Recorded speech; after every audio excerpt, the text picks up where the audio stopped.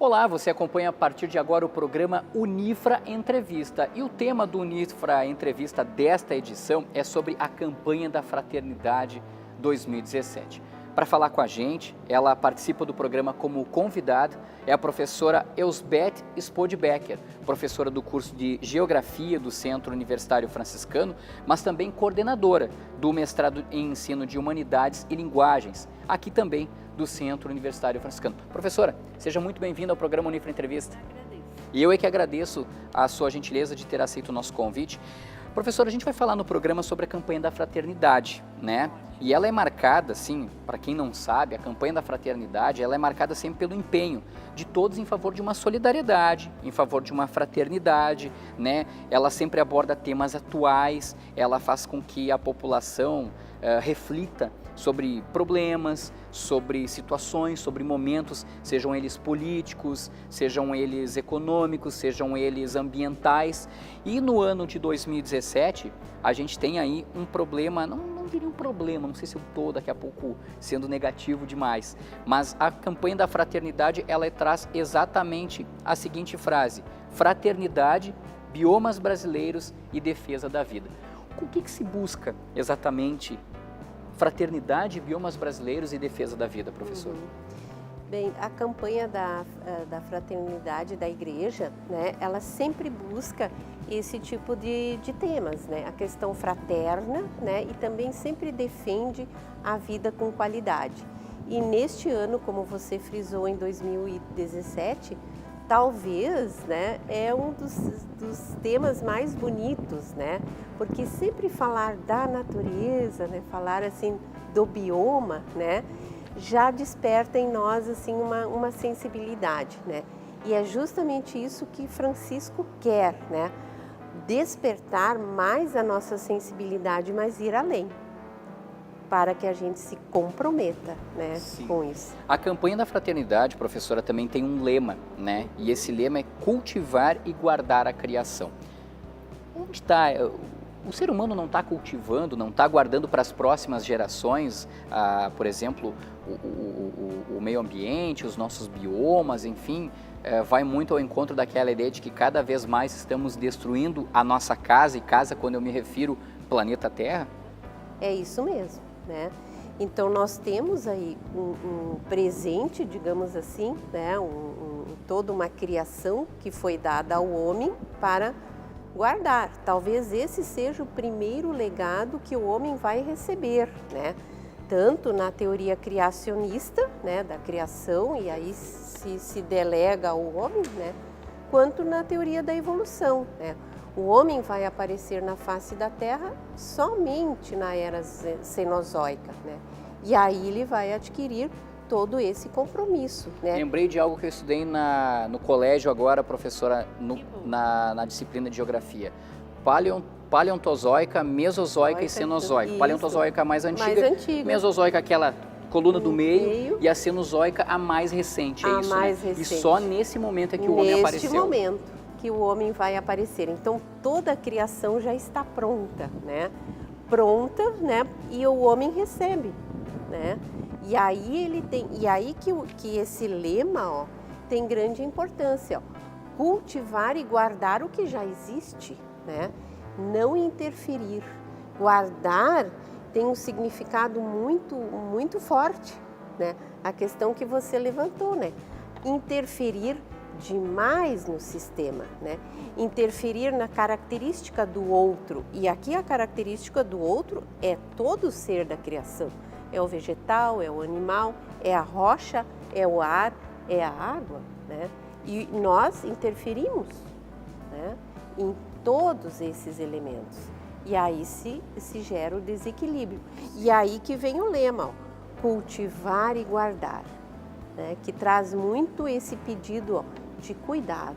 A professora tem um cartaz aqui, né, professora? Temos. Por favor, eu vou pedir para que a professora mostre para aquela câmera ali, ó, que está nos filmando ali, ó. Esse é o cartaz, então, da campanha da fraternidade, com a imagem, né, fraternidade, biomas brasileiros e defesa da vida, e que tem como lema, então, cultivar e guardar a criação. Aí, então, o cartaz que a gente está mostrando. Recentemente, a professora Elsbeth fez enfim, coordenou uma palestra, né, para alunos de várias graduações, professores também acompanharam aqui no Centro Universitário Franciscano, uma palestra exatamente sobre esse assunto, professora. E eu lembro, e eu estive presente lá, a professora tocou muito no assunto da questão da formação do planeta Terra. E a professora usava um globo lá, né? Tinha um globo sobre a mesa e tudo mais.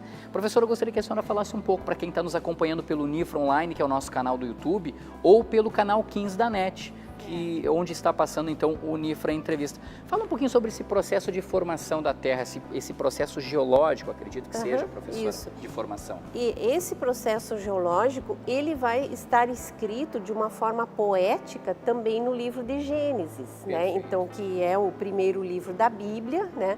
E lembro que na noite ali, eu chamava a atenção também dos graduandos ali presentes, né? E estava bem lotada a sala, né? Foi uma boa adesão, em torno de 300 pessoas que foram lá ouvir, né? E isso mostra mais uma vez que o tema chama atenção, né? Mas a questão ali, ó, se destacou justamente isso, ó. Porque o planeta, quando ele surge, né? Ele é aquela bola de fogo que você deve ter também, né? Estudado lá no ensino médio.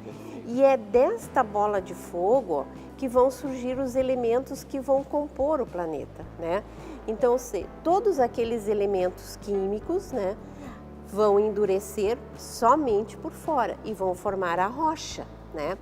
E o próprio calor da Terra, que a Terra, o planeta tem no seu interior, né, vão fazer, né, novamente a ebulição, a fumaça, vários gases, né, dos elementos químicos da rocha, e isso vai compor então aquilo que vai passar a ser a água, o ciclo hidrológico. Então veja, temos o componente a rocha, a água, né, e aí a atual atmosfera, o ar, também, né, é a própria Terra que vai formar, ela no sistema dela. E é isso que vai se chamar também de Gaia, né? A vida da Terra é ela que vai formar. E aí vai estar completo, rocha, né, a água e a atmosfera. E sobre esses elementos aí que vai se colocar, sempre bilhões de anos, a vegetação. E esta vegetação, como você disse antes, né, junto com esses elementos, vai ser a nossa casa comum, né? Onde vai se dar toda a introdução da criação, os diferentes animais, né? E aí que vem uma questão importante, bonita, relatada em Gênesis, né? E aí o Criador chama, né, o homem para dar nome a todas as criaturas, aos vegetais e aos animais. Quem é que dá nome às coisas que existem no planeta Terra, se não somos nós, a humanidade, né? Perfeito. Muitas pessoas, às vezes, professora, tem aquela, como é que é, aquela aversão, né? Daqui a pouco aquele preconceito de não ler a Bíblia, né? E a gente está falando uma coisa assim, tem pessoas que daqui a pouco mas capaz, existe sim, e não sabem, por exemplo, que o livro de Gênesis, que é o primeiro livro, fala muito sobre esse processo de criação, muito. Né? Tem muito de geografia ali no livro de Gênesis, né? Apesar de ter talvez uma linguagem mais religiosa para tudo que é descrito, mas tem muito de geografia ali. Tem, e muito de história também, né? Os historiadores reconhecem isso, né? Sim. Que todo o Velho Testamento, né, é, na verdade, também um livro de história. Mas Gênesis, né, deveríamos de ler mais. E Francisco de Roma chama a atenção. Leiam o livro de Gênesis com uma hermenêutica para realmente entender aqueles fatos em seu contexto. Sim. E aí a gente vai ver que eles não se chocam com a teoria evolucionista. Perfeito. Vão muito claro, ficam dentro da teoria Exato, criacionista, mas há algo muito de parecido, digamos assim, com a teoria a evolução, a gente vai conceber ela com a própria extinção das coisas, né, o de seres e tal, e a evolução, né? E a criação é mais poético, né, em 6 dias, né? Mas esses 6 dias podem ter sido bilhões de anos. Exato. Quero lhe perguntar também, quando a professora coloca essa questão de tempo, como é que os pesquisadores descobrem e descobriram que, por exemplo, o planeta Terra tem tantos bilhões de anos? É feito o teste lá pelo carbono 14, aquilo lá, professor? A rocha que vai nos responder isso. É? Só a rocha. Porque daqui a pouco quem está nos assistindo A agora, nos idade da acompanhando, Terra, vai dizer, mas como é que a professora ali pode dizer que a Terra tem 4 e tantos bilhões de anos? Mas existe um teste que é feito Sim, pelo é carbono feito, 14, é isso, o elemento, né? Isso, no elemento e encontrado nas rochas, e elas atestam isso. E isso hoje é universal, não há contestação em relação a isso, né? Então, aquelas idades aproximadas ali, né, do Paleozoico, Cenozoico e de seus períodos também, é aceito, né, por todos os cientistas. A professora sabe como é feita a reação química? Não. Não, nunca participei Mas se o elemento é encontrado ali, a tendência é que seja um material muito antigo. Muito é mais antigo. ou menos essa técnica. Perfeito, perfeito. Professora, vamos fazer um intervalinho agora? Certo. Um minutinho para o pessoal de casa tomar uma água, nós aqui também tomar uma água. Mas na sequência, o Unifra Entrevista volta para falar mais sobre a campanha da Fraternidade 2017. E aí nós vamos falar sobre os biomas brasileiros, né? Biomas estes que estão na campanha da Fraternidade este ano, que é Fraternidade, Biomas Brasileiros e Defesa da Vida. O Unifra Entrevista então vai fazer um intervalo rapidinho, na sequência nós voltamos para conversar mais com você que está nos acompanhando pelo Unifra Online ou pelo canal 15 da NET. Já voltamos.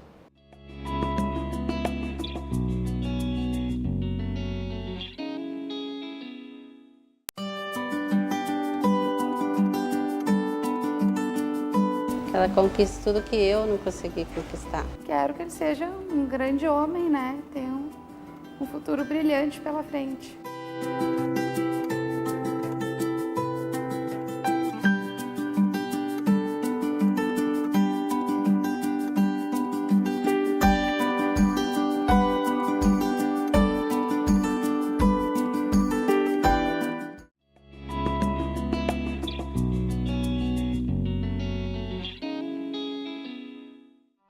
Voltamos com o programa Unifra Entrevista aqui pelo canal 15 da NET, pela TV Unifra. Lembrando que você também pode acompanhar o programa pelo Unifra Online, o nosso canal do YouTube. E o tema do Unifra Entrevista desta edição é sobre a campanha da fraternidade.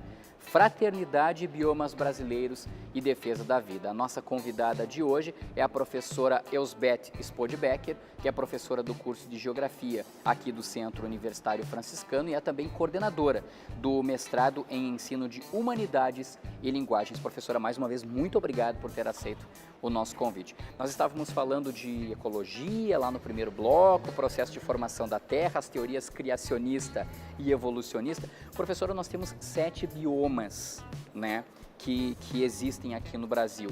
E até desafio, muitas vezes tem pessoas que nos assistem que não sabem quais são esses 7 biomas. Faltaram a essa aula de geografia na escola. Infelizmente, a gente não cuida deles. Né? A gente de certa forma, não os protege como deveria e como quer, né? Por exemplo, o lema da campanha da Fraternidade em 2017, que é exatamente cultivar e guardar. Professora, vamos falar um pouquinho desses 7 biomas? Nós temos 7 biomas aí, né?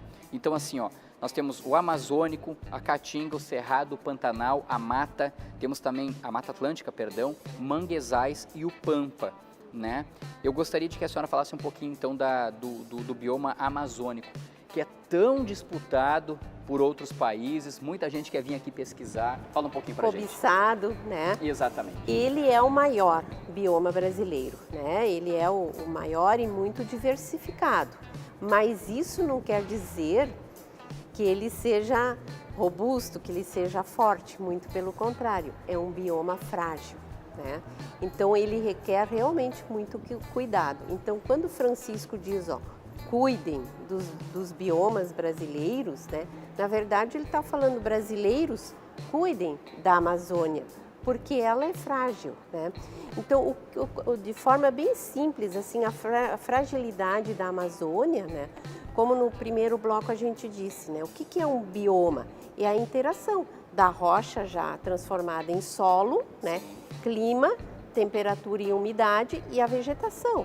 Aí a casa está pronta, né? Exato. Aí a vegetação e também os animais. E aí vem os animais, exato, perfeito, que vão se acomodar, né, nesta casa, né? No caso da Amazônia, Se nós continuarmos desmatando, como estamos fazendo, né, isso vai trazer um desequilíbrio muito grande para a região e para todo o Brasil, porque o solo da Amazônia, ele naturalmente ele é pobre. O que faz com que aquela vegetação tenha aquela exuberância é a própria vegetação que se realimenta, né? Como tem muita umidade, né, e a vegetação é exuberante, né, ela mesma faz o humus e aí ela se alimenta. No momento que aquela vegetação é derrubada para colocar o pastoreio, grandes criações ou grandes plantações, né, aquele solo não tem nutrientes. Então ele vai produzir 1 ano, no máximo 2 anos. E aí já precisa colocar muito adubo, muito produto químico para fazer. E as chuvas lá na Amazônia, porque lá nós temos a massa equatorial continental. O que dá umidade àquela massa é a vegetação. Sim. No momento que tira, aquela massa equatorial ali vai ser seca. E ela, em grande parte, ela vem abastecer as chuvas da região centro do Brasil e chega até a região sul. Então, inclusive, nós gaúchos também seremos afetados. Nós vamos ter bem menos chuva, né?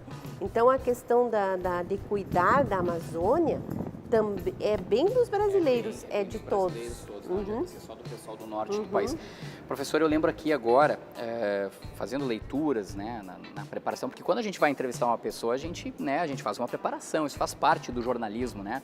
Uma pré-produção, como a gente chama. E aí eu descobri, professora, que, por exemplo, que o Brasil ele tem a maior biodiversidade de primatas, anfíbios e a 3ª maior de aves. E aí, tamanha a importância que é a gente falar sobre os biomas brasileiros, né? E eu sei também, professora, que 12% de todos os animais vegetais conhecidos no planeta vivem aqui em solo brasileiro. Daí a importância, por exemplo, a gente cuidar do cerrado, do Pantanal, da Mata Atlântica também, por que não dizer dos manguezais, né? Da Caatinga e do Pampa. Cerrado, fala um pouquinho para nós do Cerrado. O Cerrado ele foi muito assim castigado por conta de plantações já, né? O Pampa também teve muito disso, né? A Mata Atlântica nem se fala, porque, por exemplo, a Mata Atlântica nós temos uma imensidão de urbanização na Mata Atlântica que reduziu ela a um número mínimo. Eu gostaria também que a professora falasse então sobre o Cerrado e sobre a Mata Atlântica. O Cerrado, que eu gosto de destacar no Cerrado, é essa questão dos últimos 30 anos, a inserção da lavoura e a lavoura extensionista, então das grandes extensões, né? E das lavouras assim para exportação, né? Então são produtos que são exportados, vamos citar a soja, né? Sim. E aí também o uso assim muito forte de agrotóxicos, né? Então vai se colocando naquela região. Mas naturalmente, né, o bioma do Cerrado, ele é muito bonito de se olhar, né? E ele a vegetação do Cerrado, ela vai mostrar a questão dos períodos de chuva. Então, como ali é o clima tropical típico, então tem 6 meses de chuva e 6 meses não tem chuva. E a vegetação se adapta. Então lá nós vamos ter árvores, mas elas vão ter um porte bem menor, por exemplo, da Amazônia, né? Por quê? Porque elas crescem no período da chuva e quando vem a seca, elas se protegem, então elas param de crescer. Então são árvores de pequeno porte, galhosas, né? Bem galhosas e esparsas. Você vai ter uma aqui e uma um pouco mais adiante, porque elas vão se ajustar à questão climática. Então isso, você olhando a paisagem do Cerrado, isso começa a aparecer bem. Como a criação se adapta, né, à casa. A né? mudança a também, mudança né, de certa também. forma. Uhum. E aí eu lembro da Mata Atlântica, professora, que eu estava falando agora há pouco, né? A gente teve muitas cidades, inclusive eu acho que as nossas principais capitais, né? São construídas, foram erguidas sob a Mata Atlântica ali, né? Em uma região litorânea brasileira. E infelizmente a gente teve, por exemplo, a Mata Atlântica desmatada, né? A gente corre o risco de não tê-la mais. Aí eu penso que nós não vamos correr esse risco porque já despertamos, então, para cuidar um pouquinho. Mas jamais vamos recuperar ela em sua extensão original, né? Porque ela foi muito devastada desde o começo, né? 500 anos, né? E como você disse, né, as capitais de vários estados estão ali e as maiores metrópoles também. Então não tem como desacomodar e nem sequer desacomodar as cidades, mas é necessário, mesmo em ambientes urbanos, né, recuperar a vegetação nativa. E lá no caso do litoral, é a Mata Atlântica. Sim. Quando se diz na campanha da fraternidade, professora, responsabilidade universal, o que se diz, o que se quer dizer com isso? O que está se exigindo da humanidade em termos de responsabilidade universal? Hoje eu entendo, acho que a campanha da fraternidade vai chamar atenção para isso, que nós precisamos recuperar um elo perdido, nós, humanidade, que nós avançamos muito em conhecimento, né? Em tecnologias, né? Mas nós perdemos algo próprio do ser humano, que nós recebemos, cuidar, né? E isso nós perdemos. Então, nós utilizamos muito o nosso conhecimento, né, para o lado econômico, né? Como eu vou produzir mais naquele espaço? E ao produzir mais num espaço, eu estou criando um desequilíbrio. Então, qual é a nossa responsabilidade hoje? Não é voltar a morar nas cavernas, né? Continuar sim com as nossas tecnologias, mas recuperar aquele elo de não interferir na característica dos outros elementos, né? Da água, da rocha e do ar, e por consequência da vegetação e dos outros animais, né? E de nós mesmos, porque nós estamos nos modificando muito. Sim. Quero lembrar agora também, professora, que naquela noite da palestra, né, a professora falou muito de dois personagens. O primeiro dele é o Claude Lévi-Strauss, Stroh, né, em alemão, é isso? Stroh, né? Stroh em alemão. Strauss em alemão. Strauss em alemão, perdão. Antropólogo, professor e filósofo belga, né? E alguns dizem que ele foi o fundador da antropologia estruturalista, né, lá na metade do século passado, né, em meados de 1950. É aquele filósofo que vai contra a ideia de que índio é índio, europeu é europeu, né, enfim, asiático é asiático, ou seja, que há um ser que é superior, digamos, em relação a nativos, né? Eu gostaria que a professora tocasse um pouco nesse assunto, professora, sobre o que ele diz, assim, o que ele nos ensinou. Esse antropólogo, eu gosto muito dele e eu acho que ele vai ser um marco, né, dentro desse pensamento de que cada ser, e no caso ele vai trabalhar com a questão cultural, né, dos seres humanos, né? Cada ser vai ter a sua importância, cada cultura vai ter a sua importância. E todas, né, não há nenhuma que vai ser superior à outra, né? Então, ele vai, digamos assim, terminar de vez, né, com a questão do eurocentrismo, né, que a Europa tem a civilização e essa civilização é superior às outras, né? Ele não, ele vai dizer que cada civilização, cada cultura tem o seu valor, independente se uma é melhor ou maior que a outra, não há isso, cada uma tem a sua característica. E as suas responsabilidades também. Vai muito ao encontro daquilo que o cacique Seattle, lá em 1855, que foi outro personagem citado pela professora na palestra, colocou numa carta, ele enviou a carta para um presidente norte-americano, né? Quando da época que um presidente queria comprar as terras em que os índios moravam, era uma história mais ou menos essa, por favor me corrija se eu estiver errado, mas exatamente isso, ele escreveu uma carta e por incrível que pareça, professora, essa carta é bem atual. Bem atual. Muito atual. Porque eles, na cultura deles, eles não podiam entender como que alguém poderia querer comprar o ar, a rocha, né? A vegetação. E aí eu acho que nós temos um minutinho. Claro, né? temos sim. Eu vou ler assim um trechinho dessa carta que também está disponível, né? Perfeito. No por favor. site da ONU, né? Da Organização ONU, das Nações exatamente, né? Que a ONU também se utiliza, que é uma linguagem muito atual, né? Então é um trechinho. Como podes comprar ou vender o céu, o calor da terra? Tal ideia nos é estranha. Se não somos donos da pureza do ar ou do resplendor da água, como podes então comprá-los? Cada torrão dessa terra é sagrado para o meu povo. Cada folha do pinheiro, cada praia arenosa, cada véu de neblina na floresta escura, cada inseto a zumbir são sagrados nas tradições e na consciência do meu povo. A seiva que circula nas árvores carrega consigo as recordações do homem e dos nossos antepassados. E aí ele diz, ó, vocês, e aí ele fala para nós, né? Vocês devem ensinar suas crianças que o chão onde elas pisam é cinza dos avós, para que respeitem a terra.